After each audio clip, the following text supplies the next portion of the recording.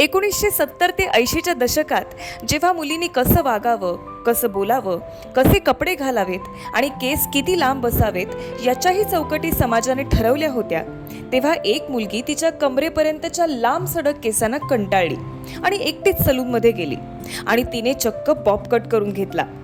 आजच्या काळात ही कदाचित साधी गोष्ट वाटेल, पण त्या काळात तो एक धाडसी निर्णय होता आणि ती मुलगी म्हणजे आमची आई.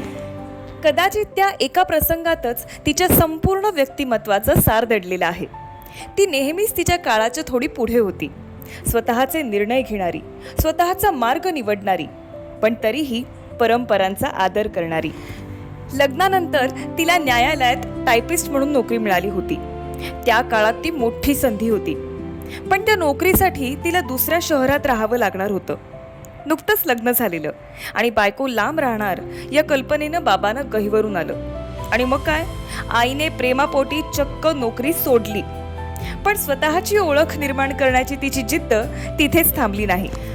मालगुणला तिने एका घराच्या पडवीत आपल्या संसाराला सुरुवात केली. मग गोव्यात तिने बॉक्सर शिवून विकण्याचा व्यवसाय सुरू केला. नंतर रत्नागिरीत किराणा आणि भाजीपाल्याचं दुकान चालवलं. परिस्थिती काहीही असो, स्त्रीने स्वतःच्या पायावर उभं राहिलंच पाहिजे हा तिचा ठाम विश्वास होता. ती आधीच पदवीधर आणि बीएड होती, पण शिक्षणाची तिची भूक कधीच संपली नाही. आम्ही शाळेत जात असताना ती स्वतः कॉलेजला जायची. घर, मुलं आणि जबाबदाऱ्या सांभाळत तिने एमली पूर्ण केलं आणि जवळपास 40शीत तिने शिक्षक म्हणून तिच्या करिअरची सुरुवात केली. बाबांच्या सतत बदलीमुळे आम्ही अनेक शहरात राहिलो. प्रत्येक शहर तिच्यासाठी नवी सुरुवात घेऊन यायचं, पण तिच्या ज्ञानामुळे आणि मेहनतीमुळे तिला प्रत्येक शहरात नोकरी मिळाली. माझ्या भावाच्या आरोग्यासाठी आणि शिक्षणासाठी तिने साताऱ्यातली स्थिर नोकरी मागे सोडली आणि पुण्यात नव्याने संघर्ष सुरू केला. आठवडाभर साताऱ्यात नोकरी, शनिवार रविवार पुण्यात शाळेत नोकरी शोधण्यासाठी पायपीट आणि पुन्हा सोमवारपासून काम. स्वतःचं करिअर घडवत असतानाच तिने आमचंही करिअर घडवलं. माझ्या नृत्याच्या कार्यक्रमांसाठी अगदी स्वतःच्या शालूपासून तिने माझे कॉस्ट्यूम शिवले. मला क्लासला ने आण करणारी ती, आमच्यासाठी पहाटे 5 वाजता उठून पौष्टिक डबा बनवणारी ती, माझ्या भावाच्या भविष्यासाठी शहर बदलणारी ती आणि गेली 16 वर्ष माझ्या करिअरसाठी जवळपास प्रत्येक आठवड्याला मुंबईला प्रवास करणारी ती. तिने आम्हाला फक्त वाढवलं नाही, तर आमच्या स्वप्नांनाही वाढवलं. जिद्द म्हणजे काय हे तिने आम्हाला फक्त सांगितलं नाही, तर जगून दाखवलं. एकदा आम्हाला शाळेतून आणण्यासाठी येत असताना तिचा गंभीर अपघात झाला. तिच्या हातावर तब्बल 7 वेळा शस्त्रक्रिया कराव्या लागल्या, पण ती थांबली नाही.